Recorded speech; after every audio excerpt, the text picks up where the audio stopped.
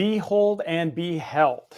Most of our aging loved ones want to remain in their home as long as possible. And today we're going to be chatting with Allison from Placement Helpers, who's going to talk to us of some ideas in which we can tackle autonomy, what the role of autonomy is, what it is, how to recognize it and see it, how we can tackle social isolation when we see signs of that, and generally build a better, safer environment for our family members, whether that's in their long-term Alamo or looking an eye ahead to someplace else. Stay tuned. The Parent Projects podcast begins right now.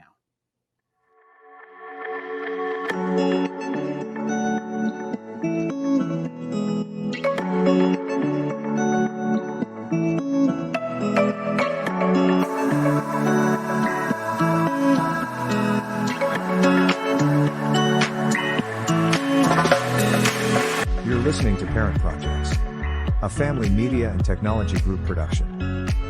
Now here's your host, Tony Siebers.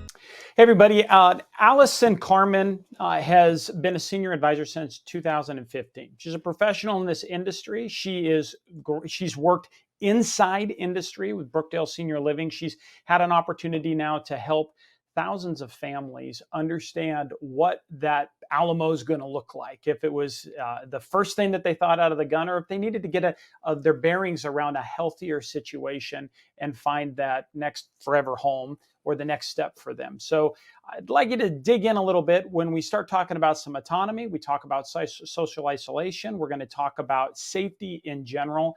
And Allison, welcome to the show and thanks for joining us. Hi, thank you so much for having me. I'm so happy to be here. Well, you bring a wealth of experience of watching where the rubber meets the road for families. It is got to be a messy, sometimes really chaotic situation you walk yourself into.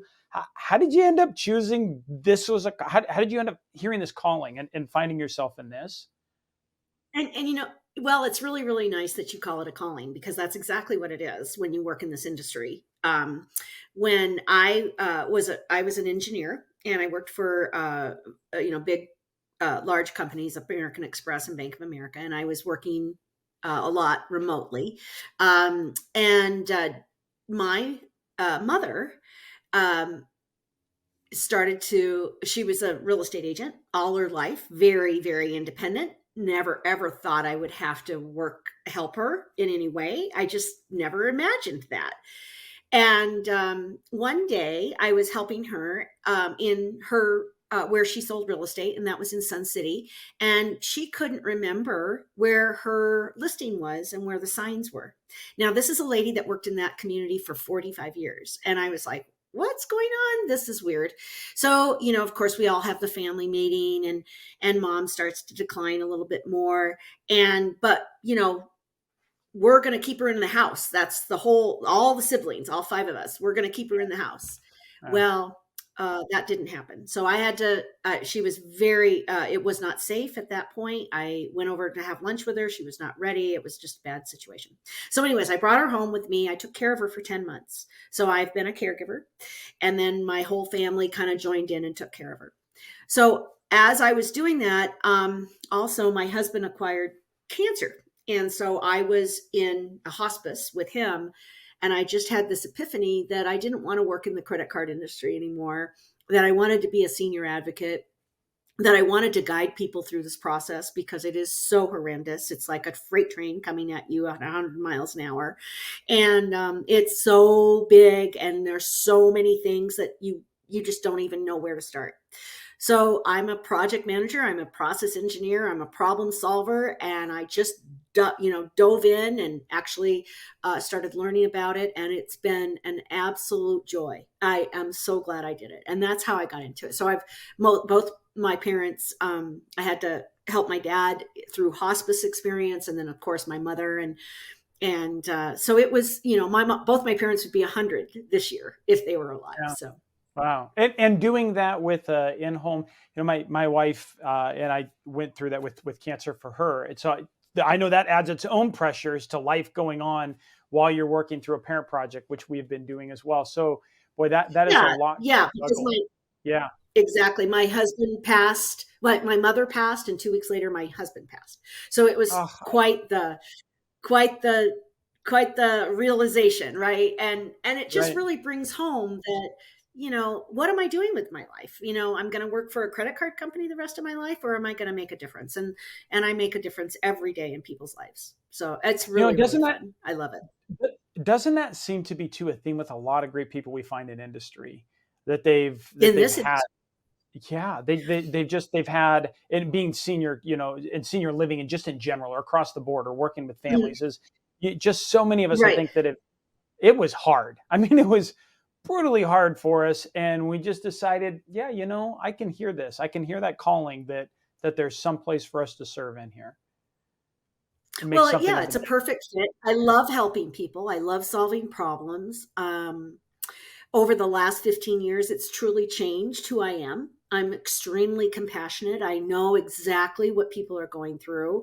I can step right in and speak to the parent. I can speak to the adult child. I understand having a job and children or people to take care of at the same time of having to wait. I have to stop everything and deal with this. If you're at that point in and hopefully what happens so many times, and I get calls like this all the time, is we're at this point and we have to make a decision right away, or sometimes they'll say, well, we're 6 months out, which is fine. Yeah. And you know what? And it's very often, if you find yourself, and you're part of the audience out there today, and you find yourself at that feast or famine at one end or the other, that's a normal thing. Like Mhm. it is rarely do we Yeah. meet people that are like, yeah, we think this is going to happen the next 30 days. We were lining this stuff up. We're ready. It's usually like, wow, this is a couple of years off, or this is a year That's what off most of of that them one. say. It is, right? Or it's like, oh my Yeah, gosh, even like, yeah, yeah. I had an 87-year-old who proudly told me that he fell 10 times since the last time he saw me, but that, we'll do this down the road. And he's 87. I said, there's not much road left. well, that's well, right as it is, right as it is. Well, Yeah. those are okay. So we've got some great things to understand. So if you're starting to come to an understanding, congratulations, by the way, on ending up here and seeing, oh, okay, there's a road here. Even knowing that there's a road. Yes, there's a road. We're going to talk through. Right. We're going to talk through That's some the point. ways to understand. We're going to break some difficult things again. Again, as soon as we come back from this break, we're going to jump into autonomy. What is it? How are you preserving it so your family member can hold on to that as long as possible? Some of those impacts of social isolation and ways to recognize, deal with that. But overall, tackling, creating that safe environment for our family members that help us move a little bit out of this guilt and fear zone into a little more of the love and laughter. So stay tuned with Allison Carman, Placement Helpers, and we'll be right back after this.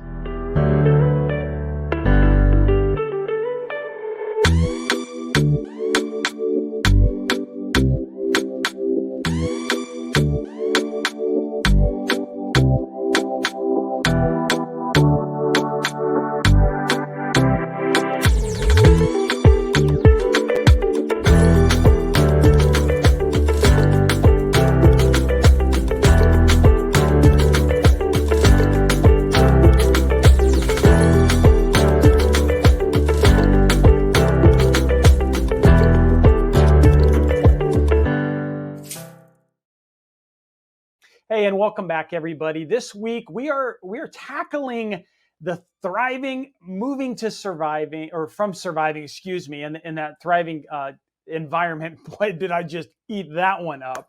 Hey, Allison Carman, I'm going to throw you in the mix. Come jump in the pool with me. Yeah. Listen, Survive, so thriving versus surviving. thriving versus surviving.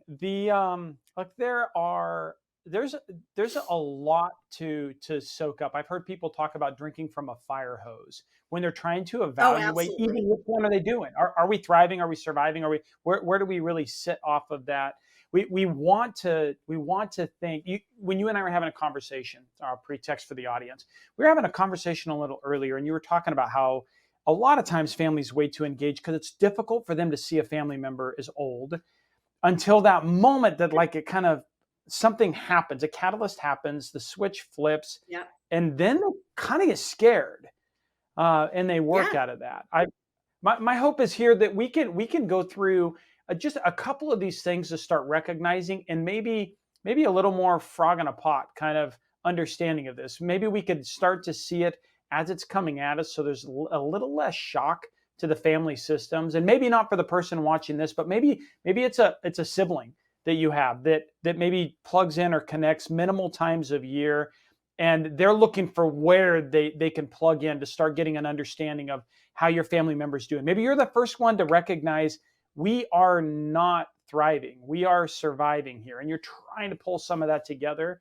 Allison, let's break this down. Let's start talking a little bit from a position of autonomy. What role does autonomy play in when you're trying to make decisions or advise a parent? Well, autonomy. So let me just give. I like to speak in examples. So in autonomy, when you're, it's very hard to switch roles, right? You can't switch from. It's very difficult to all of a sudden become your parent's parent, and they don't want you to do that, and you really don't want to do it. And a lot of times, if you come from that, your conversation with them is going to fall flat, and they're going to say, you're trying to tell me what to do, and I'm your parent, and I've always known what to do, and I took care of you, and I had you, and you don't have to tell me what to do, right? And a lot of times, depending on the relationships, they don't want to even approach the conversation. So there's a lot of things that are happening when you have autonomy. Knowledge is power, and a lot of people don't understand that you can contact local agents like myself that can help you through that conversation to provide autonomy to your parents. So now when I'm talking, so first I have a conversation with Susan, who is got 3 kids, a job, a husband, and now her mother is falling and not steady on her feet anymore because she's been sitting in a recliner for 3 years. And so when you sit in a recliner for 3 years and watch TV 8 hours a day, your muscles atrophy. You become very sedate. Her husband has died. Her social community has either her friends are passing away or they're leaving the neighborhood or things like that. Things change. And now all of a sudden your mom or your dad are sitting in a house that you thought they need to stay in, and they think they need to stay in. They probably paid it off and they want to stay in their paid off house. But socialization is the fountain of youth. And when you give them autonomy to understand that and learn that and paint a different picture for them, and then even pick them up and take them to a community that they had no idea existed, they can make their own decision, and we can facilitate that with you. So that is what most of my adult children tell me. They'll say, you're a godsend. I had no idea how I was going to have that conversation. I had no idea, but my mom made the decision herself and she's excited. And that's what you want to do. You want to help them make those decisions. So you just through there. I want to dive into a couple of those. Okay, so I heard 3 super important sides off of that. Number one, that autonomy really to be genuine against it, it needs to run at their pace, which means you need to do an assessment of what that pace is. You need to have a clear-minded understanding of what that is. So step back from that, look at the totality of the circumstance. If you have a difficult time doing that, have a friend. I've had other people talk about having one of their friends or somebody else that knows that situation as well, help you just in general conversation, and then have a side conversation, understand, okay, I think I saw this. What does this come? How often does that happen? Gaining that ability to honestly assess what their ability is to walk through. I heard that's super important because their pace seems to be extremely important. You want to, So you never ever, when you have these conversations, you never ever put them on the defensive. You start with, there is no pressure. I'm not asking you to move. I just want to put a plan in place. I just want to think about what we can do if we need to ever make a change. And that's really a good conversation. It's just people I mean, when you're busy like that, that's not going to happen until something else is happening. It's just not going to Well, rise to the top of your. right. And I think what I hear you doing in that is you're explaining what your motivations are. What is it that it's why work on an assumption when you can just put that out and tell your family, hey, my concern here is you're going to spend through the resources in order to be in this house faster than we're able to do that. And I don't know Right. that I don't know how I'm gonna step into that, but I'm going to step into that. And I'm happy and I want to. So check that off your like what I have to worry about list. We just need to get an understanding ahead of time so we have a walking start at it instead of we have to, wow, we're standing at the base of a cliff, mom. And we just want to get an understanding from that so that you can make these decisions on your own, as many decisions as you can possibly make as possible.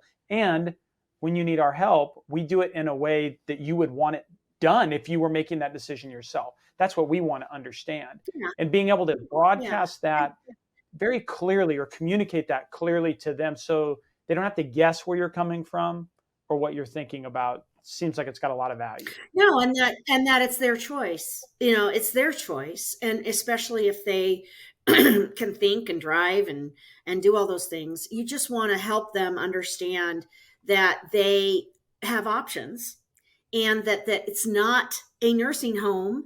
It is not a linoleum floors with people in wheelchairs drooling. Literally, Yeah, that's yeah. what seniors think it is, and that's what a lot of adult children think it is. And so you're stuck because you're like, oh, I could never move them because that's what they're going to. So Right, right. there's so many options across the country that can give them a whole different life. So on that, it is. I hear increasing their visibility on what that Yeah. option is, what that life looks like. Once you know what they're able to absorb, what they can see. Mom's able to walk or to visit places. Like you've made that assessment. Mom can travel. She can travel across town. She can look at these things. She's emotionally capable. She's physically capable. She's able to socially be capable to kind of work through these things. Okay, well now we're going to increase her knowledge base, the information she Yeah. has in front of her in order to make those decisions as much as possible to the degree she can. So, and then I think that other great piece of the pie that you kind of move through in the front end of this is that sometimes you're not the person that's going to be able to present that visibility when you have that initial conversation about their autonomy and what you're trying to go from that. That might not go well, and and there could be 1,000 reasons. It could be because they Well, loaned you and your yeah, husband money 15 years ago to bail you out of debt, that's and right. that's in the top of their head, or it could be That's nothing right. related. That's right. All kinds of subtext, right? All kinds of subtext in there. Totally. And yeah, but that's where, we were talking about autonomy. So that definitely, knowledge is power. Letting, what I do when I talk to my adult children and they call me, and it's usually, I don't know what to do. I don't know what these things cost. We checked it out one time and it was $6,000. We can't afford that. There's lots and lots of different options. So what I do with the adult child is basically make them aware of what's possible.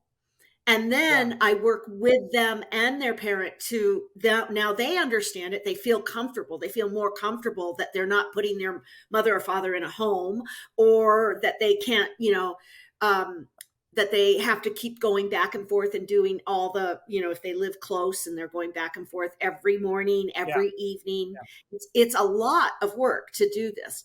So, but if we step down into the socialization piece, you want to think of not just care, but when people stay isolated, human beings tend to get depressed. Yeah. We tend to lose our health. We decline faster. All of those things happen.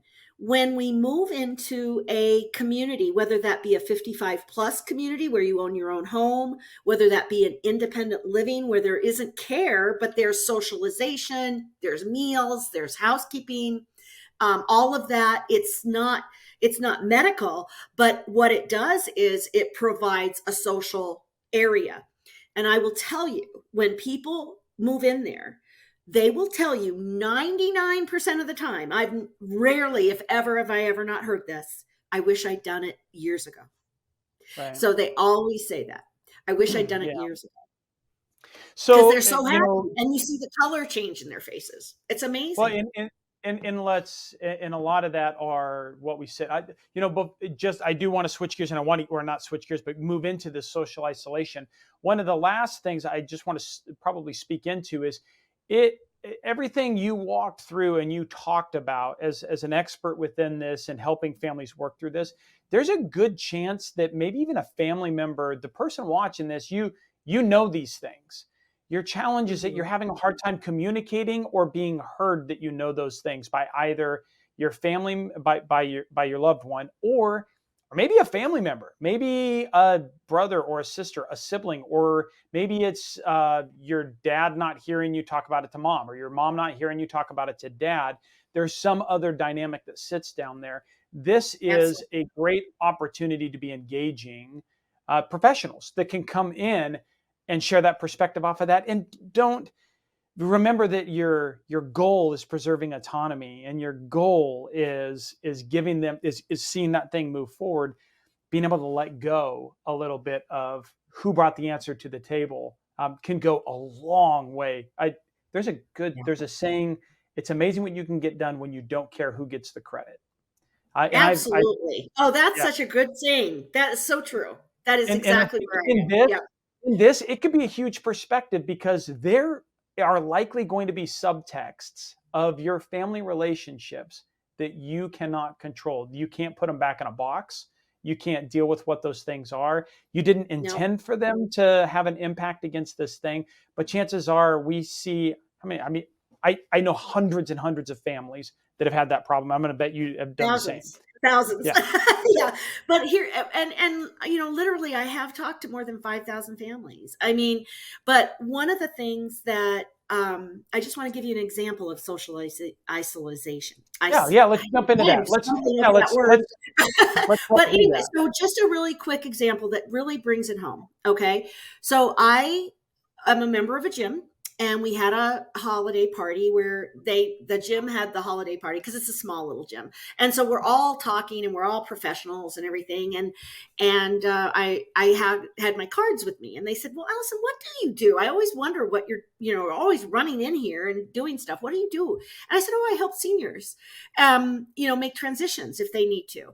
And I gave her my card, and she sat there and she tapped the card and tapped the card. And she said, "Oh, I've been talking to my parents for years, my dad's 87, my mom's 86, and they're not doing well. And my mom has some memory loss and has been diagnosed with dementia, and my dad is taking care of her, and they're in their own home, and we don't know what we're going to do.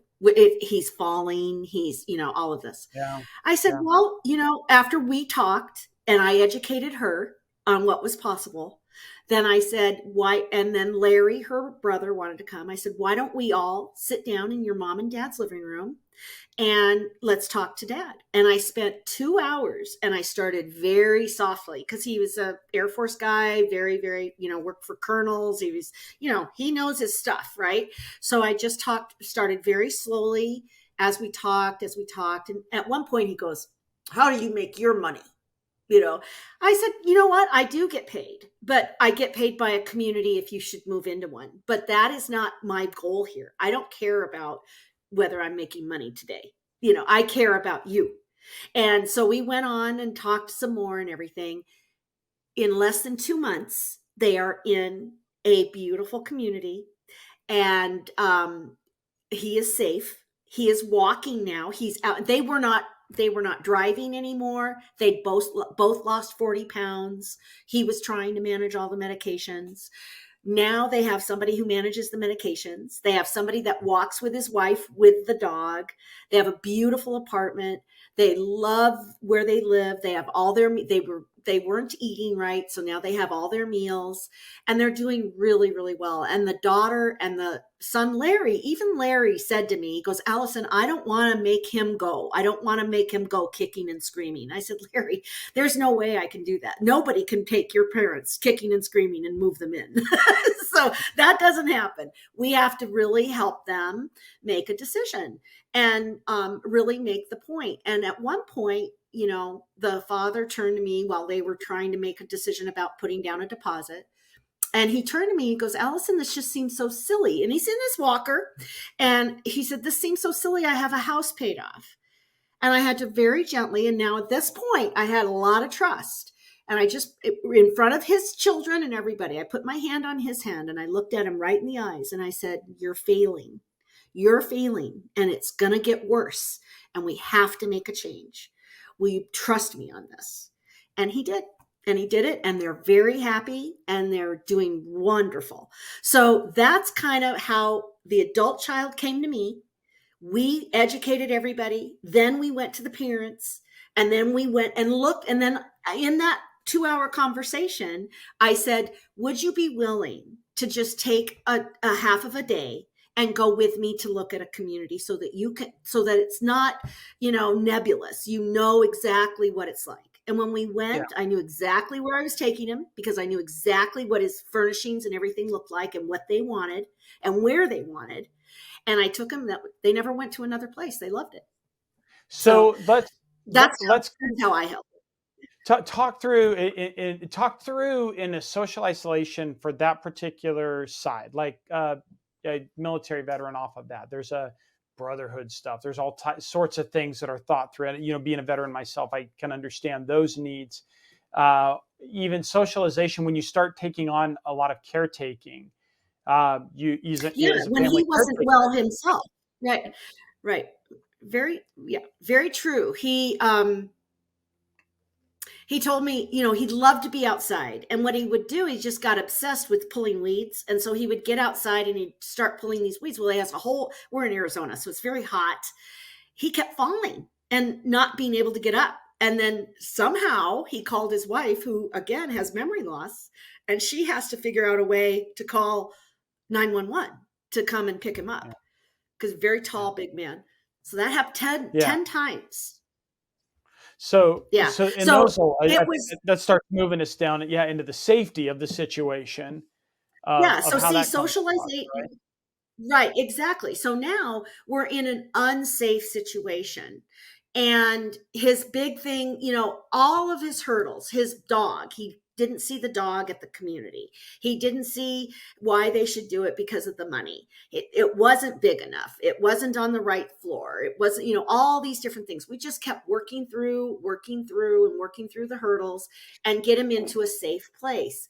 And the safety where they were so worried was because the daughter and the son leave for the summer. Okay, so they wanted it done by May so that when they're gone, and they're both in their, they're both retired. They've both got, they want to do their thing. They want to go live in their cabins and stuff out in, where it's not hot. And so they were both prepared to leave, but they just couldn't feel comfortable leaving because they were not safe. Yeah, they knew it was a matter of a fall. And then I told him, I said, what happens with falls is that, I would say that at least once a month, I would get a call that somebody fell, laid on their floor for 5 days.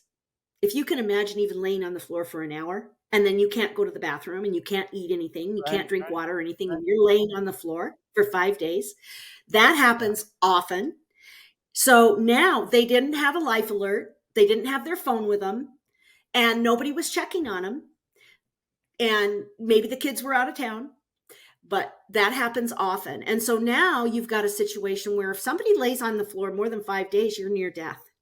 And now we've got to go in the hospital, go in the rehab, months and months of recovery, bringing you back from that. And now you don't have a lot of choice because now you have to move into some higher level living. So let's talk through some practical ways when we're starting to evaluate avoid a situation like that. I mean, you laid out, that's a terrible situation. That is That the happens all opposite the of what time. any of, and it's the opposite of what any of us want to do. So I'm going to go out on a line that Oh, yeah. somebody who's found in us and they're watching us today in our audience, they understand that's not where they want to go. So what are a couple of those key things that they could start looking for in the Yeah. what are those early things they want to start picking up and noticing that they might be able to introduce into Are you, conversation? Is the point of the yes. spouse? Okay. So, right. So it happens a lot when a spouse loses their spouse. They're floundering. They don't, they've lived for 50 or 60 years with this one person, and now they've got a life without them. They don't feel Yeah, really good about socializing with the couples they used to socialize with, because now you're kind of the third wheel. And they end up literally, they have nothing to wake up for. So, but they wake up, they get their breakfast, they have their standard breakfast, they sit down in front of the TV, and they may not get back up until maybe 4 or 5 hours. So what happens, what I would always say is, look for your parents to be active. If they are active, if they're going out to the senior center and they're playing bingo 3 times a week, or they play bridge with their bridge groups — I have 95-year-olds that still do all of that. If they're super active and super social and they're like, leave me alone, I'm just fine, that's a different scenario. In most scenarios, they want to hold on to their house. They want to sit in their chair. When they sit in their chair, their muscles atrophy. They don't drink enough water because they don't want to get up and go to the bathroom. They do all these things that are very unhealthy. And so now we're looking, is mom losing weight? Is she as sharp as she has been? Because it's not memory loss, it's lack of using your brain in a conversation. So is she as sharp as she is? Is she depressed? Does she not want to get up and get dressed? Is she taking her medicine right? All of those things, you want to have a watchful eye when they get into their late 70s, early 80s. And if that's happening, you want to start a conversation. And there's lots and lots of people like myself that know how to have that conversation, either coach you through it or have it with you, whatever. But you can find us everywhere. And you want a local agent that we talked before that really understands the communities that are available to them. And I use community instead of facility, because in our industry, we don't say facility. They're not facilities anymore. They're communities. Sure. And Does that help? to put a dot off of that, that's referred to as an F word when you were to drop a facility. If you were to drop a facility, yeah, we don't say that, right? Because it's not a facility anymore. We don't have, nobody institutions. Nobody wants to live in a facility. Yeah, nobody wants to go live at a facility. In the Army, I didn't want to live at a facility. I wanted base housing, right? Like, Right. Nobody wants that. So I think it's a good thing to think through. Right. Well, those, okay, so we've got those signs of the socialization where they're coming out. Maybe you've got a family member that wasn't a really social person in the first place, weighing out whether they can, whether this is still the safest place for them to be able to, right? Yeah. So in doing I hear that a what are lot. some Like, they'll say, other, well, my mom's right. Well, they'll say, my mom's not social. My mom's not social. My dad never socializes.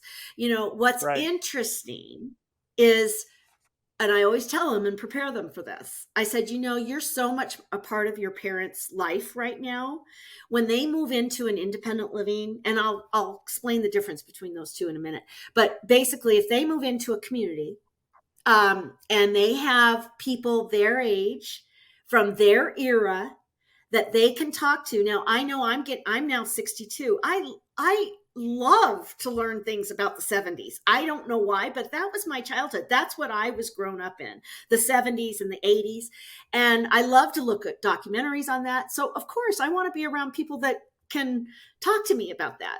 Same thing with your parents. And what happens is, all of a sudden you'll call them up and you'll say, hey mom, I'm going to run over for, lunch today. Oh, no, I'm going out with Betty and Joan. I'm busy. I don't need you. I can't do it today. I can do it maybe next week. But that's a whole different dynamic with your mother or your father. And your father will do it too. Men love it. Men think that men are the hardest people to pull into, but they love it the most.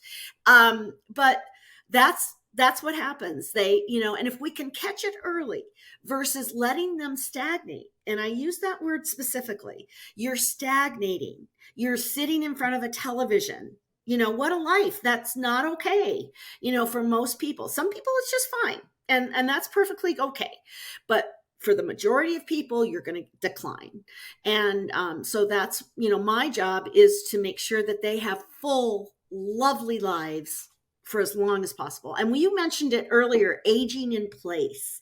And that means either in their homes or in a community, if they're active and busy in their homes, and they get a little support, like Comfort Care was talking about, or if you move into a community and you have all that support. The other neat thing about it is when a couple moves into a community, they form friendships.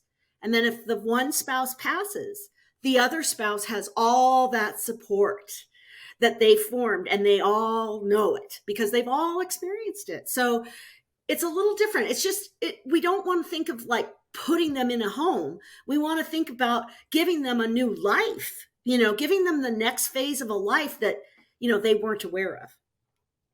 Sure. That is a ton. Yeah, without a doubt, that is thriving. And that is a ton to chew on against that. We're going to take a short commercial break. We're going to see a little bit about what you guys do across the board. We're going to run in. We're going to do a wrap up against that awesome set of content. So stay tuned right after this for Thriving versus Surviving with Allison Carman. Meet Kathy. Kathy's dad is a senior suffering from dementia, and the responsibility has been on Kathy to take care of him. She's burned out and exhausted because she has to juggle between being a caregiver, committing to her jobs, and still meeting the needs of the rest of her family.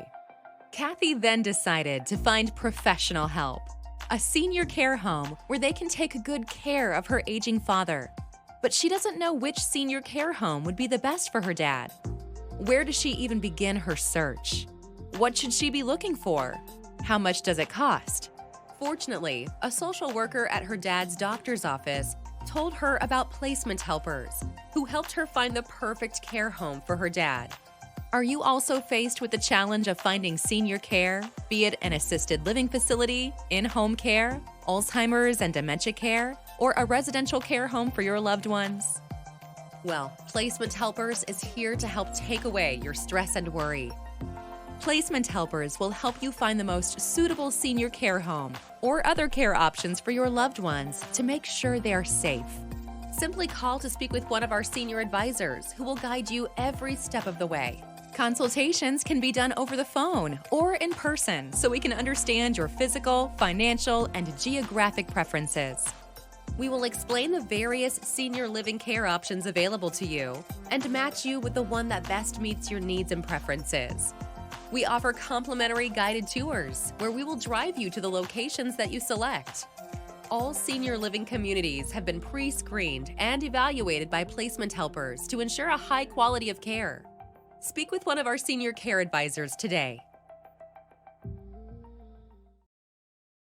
Hi, welcome back, everybody. This week we are talking thriving versus surviving. And we've got Allison Carman with us from Placement Helpers here local in the Valley. Allison, thanks so much for joining us again. So when we broke a lot of this down for families that are facing the situation in this conversation, we started in talking about overarching. You broke down autonomy, what autonomy kind of is, some ways to start diving into that. I want to try to hit a highlight of that. We talked some social isolation and safety. Can I try to see if I can get a good recap against some of these great nuggets you dropped down on us? Sure. Awesome. Do you want me to do it? Oh, you're going to do it. Okay. Let's see how this comes across. See how it comes out.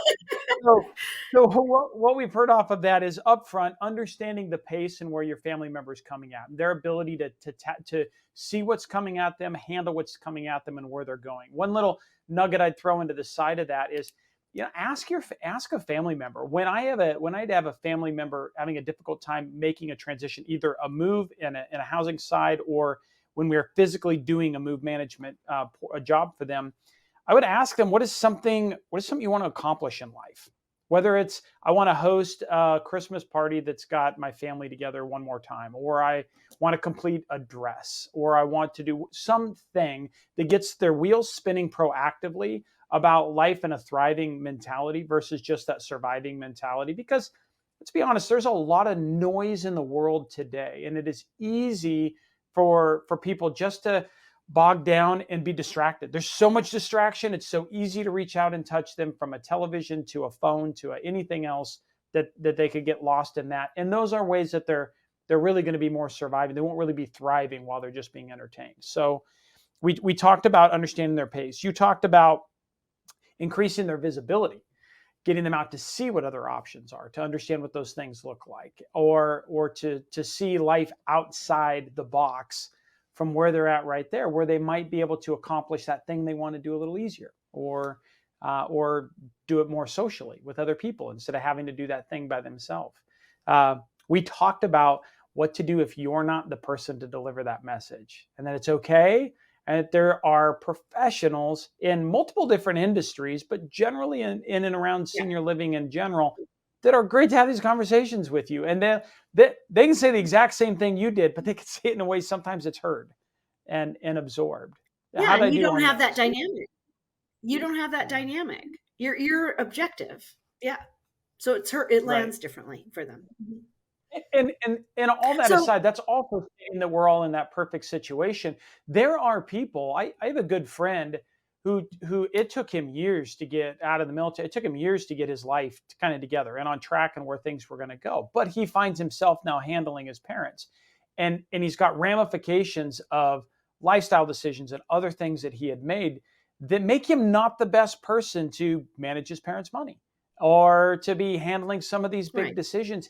And he knows that. So recognizing that, there's no shame on. In fact, there is literally no shame against that, because it's hard for somebody who thinks that they're the best person to be doing that, who has a perfect life. And if you find them, I don't know who they are. But Absolutely. but you know, so that gives them But I there's a always this is say, a great place to go.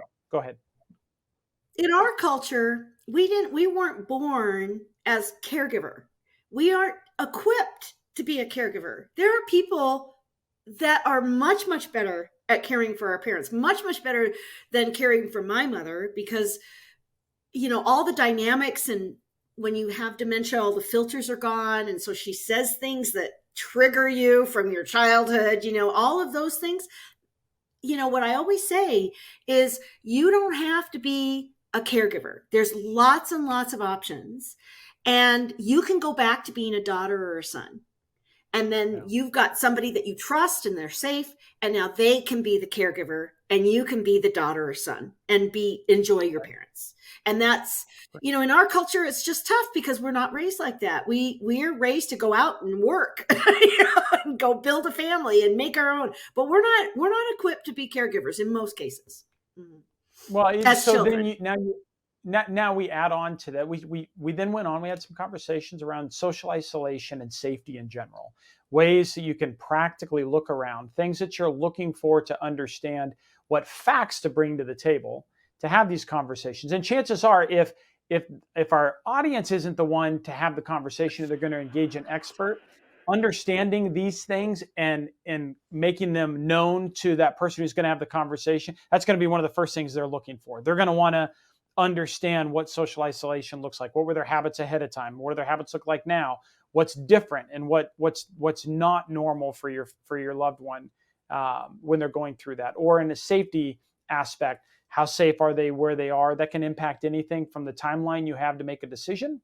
Some things are immediate, like they got to get out of this situation. You need an intermediate step while you're finding the long-term care, or maybe it just for them is it helps identify in that huge spectrum of senior living and the dozens and dozens of different options. You can narrow it down to 2 or 3, and then within those realms of 2 or 3 options of types of senior living, then you can start digging through what are the best fits community to community that fit Absolutely. within that particular part of the Absolutely. spectrum. Yeah. Not necessarily a And rocket it's science, but important aspect to do. but it is rocket science to some people. It really is. It's like overwhelming. What do I do? And did I make a mistake? Did I move her into the wrong place? Did I, all that guilt, like you said, guilt and fear, that continues on if you don't really feel comfortable with what you're doing. And every sales counselor in in these communities love their community. Their goal, their thing is a quota. They have to sell so many units in a month, but they also either believe in their community or they don't. But most of the times they believe in their community. So when they tell you about their community, they're going to tell you all about the good things. Now, is that the best fit for your parents? We don't know. We want to know exactly what your parent or your parents want. Right. And then we can pinpoint the community. But yeah, I would say I love that you're moving this way and educating this way, because people with when you start to notice any kind of memory loss, the immediate thing is you want to get to a doctor and make sure that you get the right tests done. It's not necessarily dementia, but if we start to see that, that's a progressive disease. So we have to know that this is going to be progressive. And I'm trained in dementia. I know exactly what, in most cases, what's going to happen. But we want to make that move early in that disease, not later. We want to do it early, because a person, even with slight memory loss, can move into an independent living and live there a long, long, long time. And it slows down the dementia. Well, and let's speak to the whys and the facts that sit back behind that. Is it's easier for them to adapt to the new surroundings when they have the mental capacity to understand the new surrounding. This is now where I go to get this thing. This is where this thing is located, as opposed to the later you wait off of that, they lose that capability to set back in, and now it's going to be traumatic in dealing with you're that. going to have so to there is a finite window against those things when you're looking at them, and it's not off cuff. I mean, it's something that's front and center in our life right now. So I definitely have a respect. Go ahead. Yeah, and you're giving them an opportunity to have a rich, lovely life early, and also reduce that quickness of progression, because they're talking and socializing. When you have to do that, you have to use different parts of your brain to have a conversation with people. And they're going to have conversations because they're with like-minded people. So yeah, it's very, very cool. It's a really rewarding process. And I love giving adult children that fresh feeling of, oh my gosh, somebody's here that's going to help me, and walking without them a through doubt. it. So always contact a local agent. Always contact a local agent. Yeah, and sometimes just getting out of our own way and help, and a local agent, somebody can help you find your way out of that.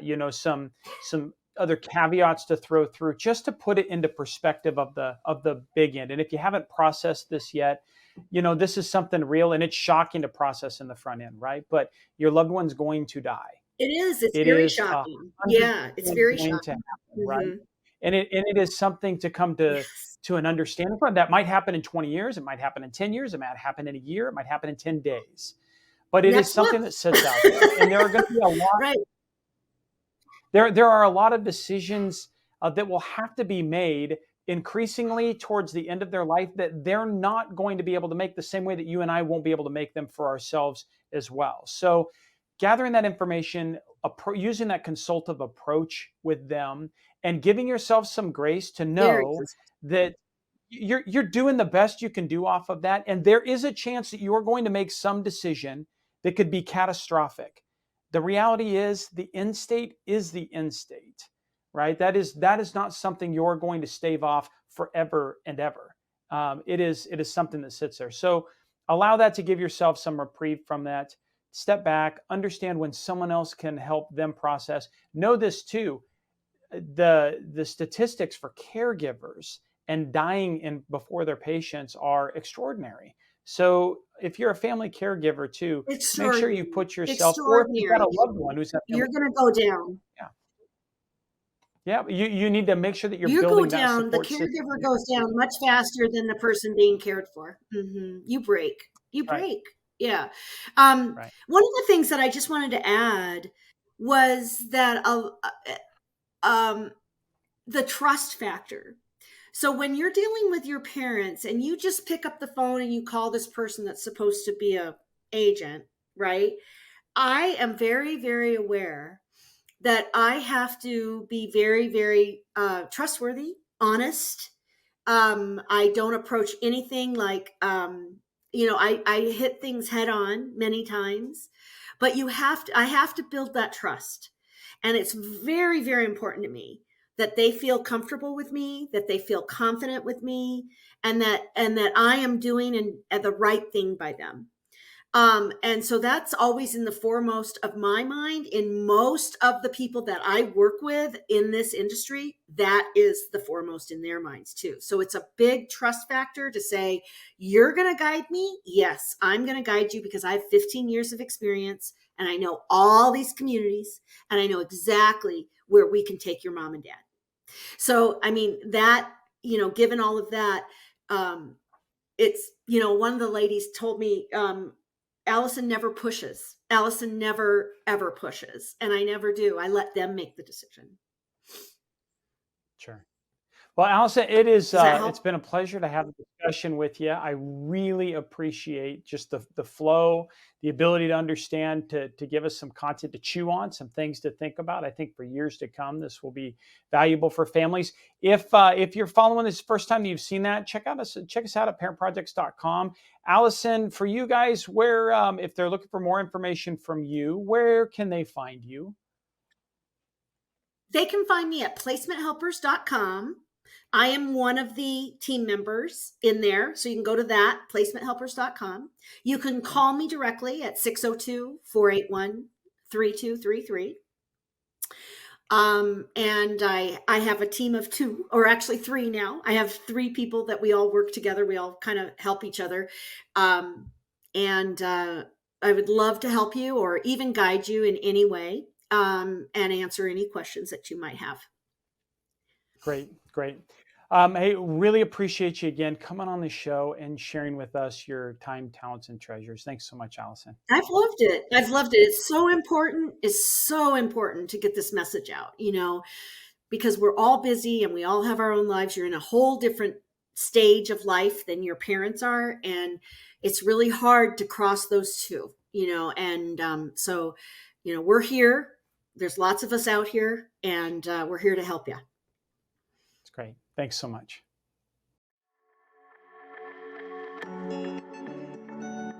Well, that's it for the team this week, and thanks for joining us. If you've enjoyed the content, remember to subscribe and to share this episode on the app that you're using right now. Your reviews and your comments, they really help us expand our reach as well as our perspective. So if you have time, also drop us a note. Let us know how we're doing.